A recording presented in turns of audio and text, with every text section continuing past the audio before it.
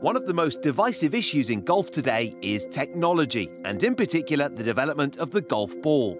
For many critics, the modern game has allowed players to hit the ball too far, bringing previously formidable courses to their knees.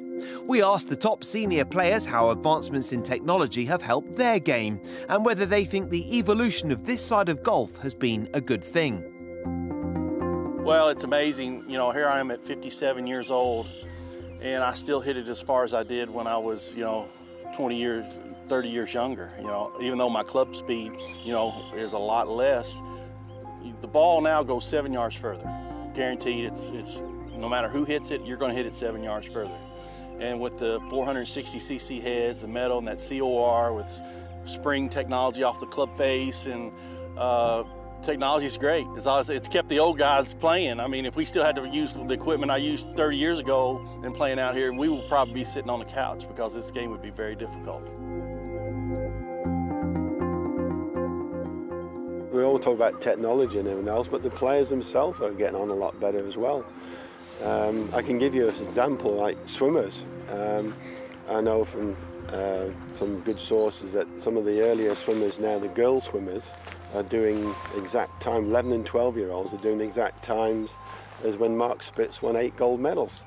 So that's not technology as far as equipment. That's just, I suppose, practicing and training in a smarter way. So I think golfers are training in a smarter way. They're not spending hours and hours of hitting balls all day long, but they've managed to get the most out of their body. The bottom line is it's science now. We were guessing. We didn't know about the physical side. You did a few exercises and then people said, oh, you can't lift weights and play golf and all this sort of thing. But now the beauty of this era is it's science. They know every single muscle and how it should fire to build a golfer. We know, obviously, they know the dietary side, so they're looking after themselves better and all that sort of side. One of the main arguments against the development of the golf ball is that championship layouts are having to be continually lengthened. That's expensive and environmentally insensitive. Amateur golfers benefit from improved technology the most, though, so perhaps changing the ball used by the pros is an option. I think it'd be good to bring it back a little bit. I really do. I think that, the guys are tremendously talented and they just work so hard to keep fit, so don't get me wrong. So much of the length is that these guys are good and they're working hard with their bodies and everything. But I do think it'd be good to bring either the ball or the driver, do something to just bring it back just a little bit. I think it'd be good for the game.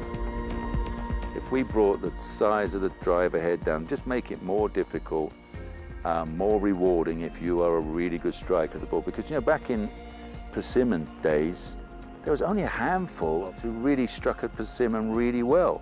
And so you had a real advantage. If you could hit a persimmon out the middle, and then you've got blades that look like fish knives now, you had to strike it.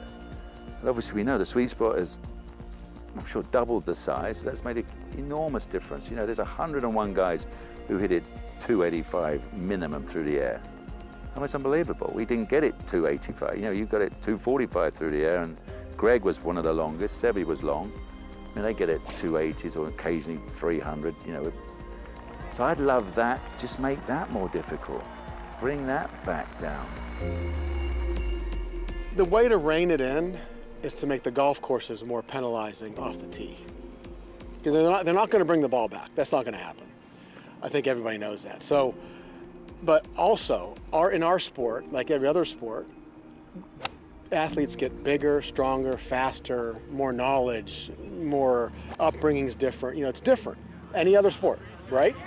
Well, ours is getting the same way now. So people are going, what's going on here? He's hitting it wet. Well, that's because he's bigger, stronger, and faster and younger. So the way to stop it is to grow this stuff high to where they can't hit their ball wherever they want to and then go hit it on the green. Hence US Opens, all that stuff, that's how that works. So that's how you rein them in. They're not going to bring they're not doing it. Could you imagine what would happen? I mean, people would lose their mind. But that's how you stop us. My father said something years ago. I live in Greensburg, PA, about 30 miles east of Pittsburgh. 30 miles. My dad goes, if it was a par 3 from here to Pittsburgh, 30 miles, someone would make it 2. Yes, they would.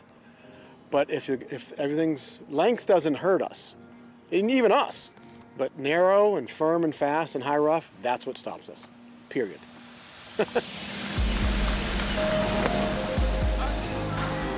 Sounded good. Sounded really good.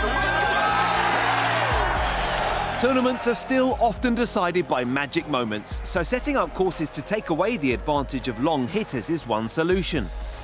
The only way you're going to rein it in is not by making golf courses longer. That just feeds the beast. You know, to my opinion, if you really want to make the powerful players more accountable, you have to hold them more accountable by making the players think, make them have to force them to have decisions out there, and not necessarily lengthen the course, but make them more on the tee, have to make a decision. Do I try to hit driver? If I do, I'm going to pay a heavier penalty, right?